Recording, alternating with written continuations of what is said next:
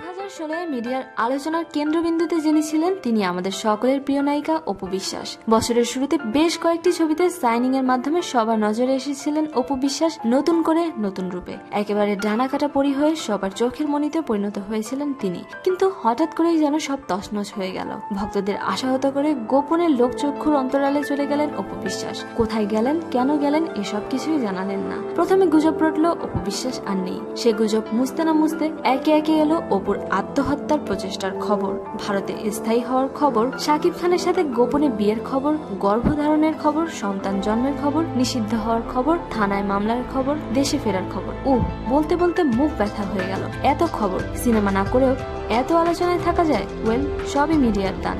যাই হোক, যার বিয়ে তার খবর নাই, পাড়াপড়শির ঘুম নাই, অপু বিশ্বাসের 2016টা গিয়েছে অনেকটাই এইরকম। বেচারি বর্তমানে তার ঢাকার বাসায় আছেন বলে জানা যায়। উনি অগোচর ভেঙে যখন সামনে আসবেন তখনই আসলে বলা যাবে 2016টা কেমন গিয়েছে তার।